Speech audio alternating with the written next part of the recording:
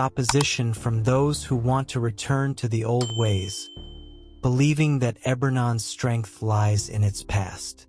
These tensions begin to create fractures within the council, with some members plotting against Eamon's rule. Amidst the political maneuvering, rumors of treachery start to surface within the kingdom. Eamon's rise to power was swift, and not everyone in Ebernon is pleased with the changes he has introduced. Secret factions begin to form, some seeking to restore the old ways under Cedric's rule, while others aim to weaken Eamon's authority. A new threat emerges from within the kingdom. Lord Ethelric, a powerful nobleman who had served King Cedric loyally, but now feels overshadowed by Eamon's rise. Ethelric begins to rally support among those dissatisfied with Eamon's leadership, including several members of the Council of Elders. He subtly plants seeds of doubt in the minds of the people, questioning whether Eamon's disability truly allows him to be the warrior king they need. Ethelric's influence grows as he forges secret alliances with neighboring lords who feel their power is being threatened by Eamon's reforms. Eamon, now aware of this brewing rebellion, must decide how to respond. Does he crush the dissent with force, or does he try to win over his enemies through diplomacy? At this pivotal moment, Eamon reaches out to his old allies from his time in exile, particularly Bryn and Rhiannon, the warrior he trained with in Carnarvon. Both women, now leaders in their own right, arrive in the capital with their own forces, lending their strength to Eamon's cause. Bryn, with her ancient knowledge of healing and druidic magic, becomes a trusted advisor, while Rhiannon, fierce and loyal, helps train Ebernon's army in the new fighting techniques they learned together. Their presence in the capital stirs both hope and tension. While many see them as saviors, others view their influence with suspicion. Some of the more conservative factions in Ebernon's court whisper that Eamon has become too dependent on outsiders and foreign ways, fanning the flames of dissent. But Eamon, ever the strategist, understands the value of diverse alliances and refuses to abandon his friends. The deepening relationships between Eamon, Bryn, and Rhiannon, as well as the complex political landscape Eamon must navigate. Rhiannon, in particular, becomes a key figure, not only as Eamon's closest ally but also as his love interest. Their growing bond offers moments of intimacy and emotional depth, contrasting with the rising tensions in the kingdom. While Eamon deals with internal conflicts, external threats loom large. The defeated invaders may have been driven away, but their forces are regrouping across the sea.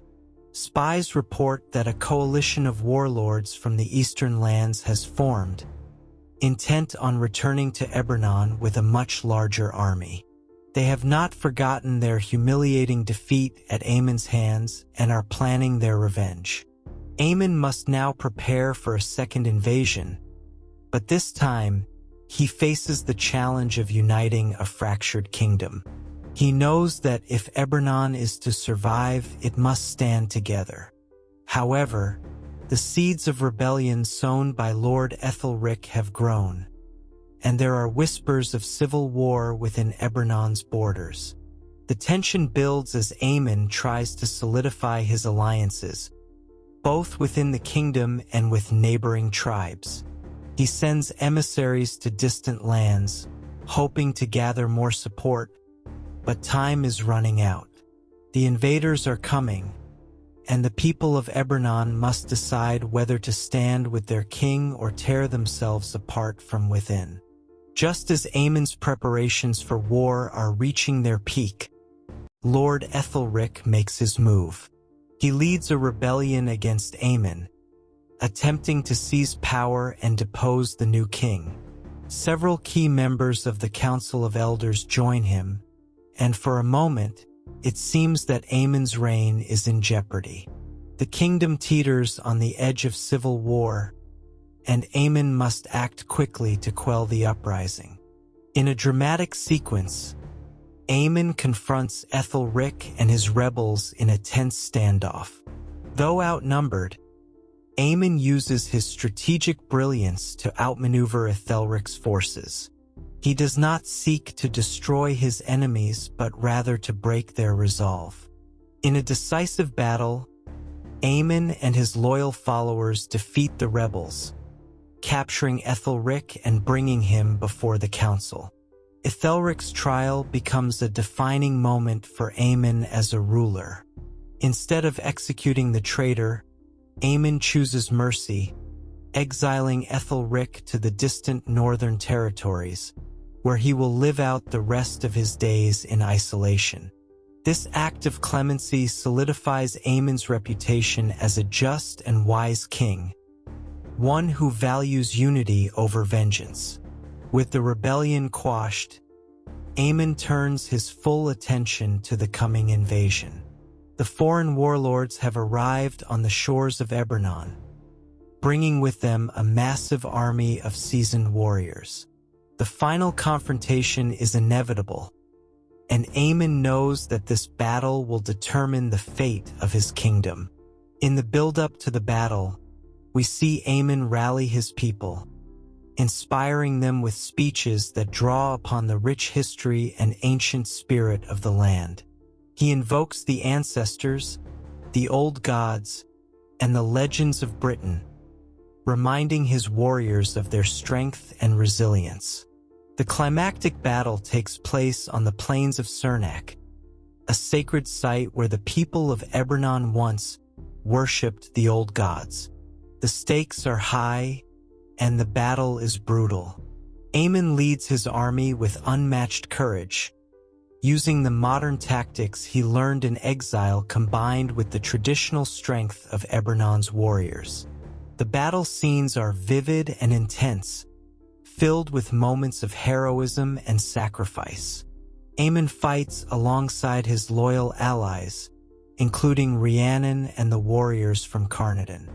At the height of the battle, Eamon faces the leader of the invading army, a ruthless warlord determined to destroy everything Eamon has built. Eamon emerges victorious from the battle, but the cost has been great. Many lives were lost, and the kingdom has been forever changed. However, Eberron is now united under Eamon's rule, and the people finally see him for the true leader he has become. His strength, both physical and emotional, has carried the kingdom through its darkest hours. In the aftermath of the battle, Eamon reflects on his journey, from the forgotten, disabled prince to the warrior king who fulfilled the prophecy. He stands alongside his sisters, his allies, and his people, ready to lead them into a new era of peace and prosperity. With the kingdom of Eberron now united under Eamon's rule, the story shifts from war and rebellion to the long-term legacy that Eamon will leave behind. Though the battles have been fought and won, Eamon understands that his greatest challenge is now governance. How to maintain peace, rebuild the trust of his people, and ensure that the kingdom remains strong for future generations. In the aftermath of the great battle, Eamon turns his attention to the long-term future of Eberron. While his reign has begun with a show of strength, he knows that true leadership is not only about victory in war, but also about building a sustainable and prosperous future for the kingdom. His vision is to create a lasting peace that will benefit both the current generation and those to come. Eamon sets out to improve the infrastructure of Eberron, rebuilding villages that were destroyed during the invasion and rebellion. He focuses on agriculture, trade, and education, seeking to enhance the lives of the common people. To do this, he enlists the help of his sister Maeve, whose political acumen has proven invaluable. Maeve establishes a system of regional councils, allowing for better communication between the people and their rulers. One of Eamon's key initiatives is the formation of a king's council, which includes not only warriors and nobles but also scholars, healers, and merchants. This council represents all aspects of Ebernon's society, ensuring that every voice is heard as the kingdom moves forward. Eamon also begins to plan for the integration of different cultures and customs, recognizing that diversity will make Ebernon stronger. As Ebernon rebuilds, Eamon looks beyond his kingdom's borders to forge new alliances. Recognizing that Ebernon cannot stand alone in an increasingly interconnected world, he reaches out to neighboring kingdoms and distant lands. Eamon's experience during his exile, when he learned the ways of other peoples, shapes his approach to diplomacy. He advocates for peace and mutual cooperation, believing that trade and cultural exchange will strengthen his kingdom. One of the most significant alliances Eamon seeks is with the Western Isles, a collection of seafaring communities that have long remained independent. Led by Queen Exiled, the Western Isles are known for their naval prowess and their trade networks. Exiled is wary of Eamon's intentions at first, given Ebernon's history of isolation, but after several meetings, the two rulers form a strong alliance, bound by a shared vision of a peaceful and prosperous future. The alliance with the Western Isles brings new wealth and knowledge to Ebernon, as well as a vital naval defense system. However, it also presents new challenges, as not all factions within Ebernon support these foreign alliances. Eamon must work to maintain unity within his kingdom, while also securing its future through diplomacy. As Eamon's reign continues, a familiar face re-enters his life, Bryn, the healer who had restored his ability to walk. Bryn has been living in the distant village of Carnarvon, leading a community of healers and druids who follow the ancient ways of the land. Though she has stayed away from the political turmoil of Ebernon, Bryn has been watching Eamon's rise with quiet pride. Bryn returns to the capital at Eamon's request, bringing with her the knowledge of ancient healing techniques and spiritual practices that have been largely forgotten in the more urbanized areas of the kingdom. Eamon believes that Bryn's teachings can help not only in healing the physical wounds of war, but also in mending the emotional and spiritual fractures left behind. Bryn's return is a pivotal moment for Eamon, both personally and politically. Their relationship, once that of healer and patient, evolves into something deeper. While Eamon is now a powerful king, he remains deeply connected to the lessons Bryn taught him during his exile. Bryn, too, feels a sense of destiny in her return, recognizing that her role is not yet complete. As Bryn takes up residence in the capital, she becomes a trusted advisor to Eamon, offering him guidance in matters both mystical and practical. Her influence helps Eamon bridge the gap between the old ways and the new, ensuring that the kingdom does not lose sight of its spiritual heritage even as it moves into a modern era. Despite Eamon's efforts to build a brighter future, the shadows of the past continue to haunt him. Though Lord Ethelric's rebellion was crushed, remnants of his faction still linger in the darker corners of the kingdom, waiting for the right moment to strike. These dissidents, loyal to the old ways and resentful of Eamon's reforms, begin to stir unrest among the people. At the heart of this opposition is Sir Aldwin, a former knight who was once loyal to King Cedric. Aldwin, embittered by what he sees as the erosion of Ebernon's traditional values, begins to gather followers, including discontented nobles and soldiers who feel marginalized by Eamon's progressive policies. They blame Eamon for the kingdom's recent hardships, accusing him of turning his back on Ebernon's ancient customs in favor of foreign influences. Aldwin's growing movement poses a serious threat, as it begins to incite riots in the outer regions of the kingdom. Eamon, determined to avoid another civil war, sends emissaries to negotiate with Aldwin, hoping to find a peaceful resolution. However, Aldwin is not interested in compromise. His goal is to overthrow Eamon and restore what he believes to be the true spirit of Ebernon. The deep divisions within the kingdom and the persistent threat of rebellion. Eamon must once again call upon his strategic mind to prevent his enemies from gaining too much power. While political tensions simmer in the capital, Rhiannon, Eamon's fiercest ally and love interest, has been busy building her own legacy. After the war, Rhiannon returned to her homeland in Carnarvon, where she was hailed as a hero. However, her ambitions do not stop there. Rhiannon, with Eamon's support, has established a new order of warriors, the Defenders of the Land, whose mission is to protect the kingdom and its people from internal and external threats. This new warrior order is composed of men and women from all regions of Ebernon, including those who were once outsiders.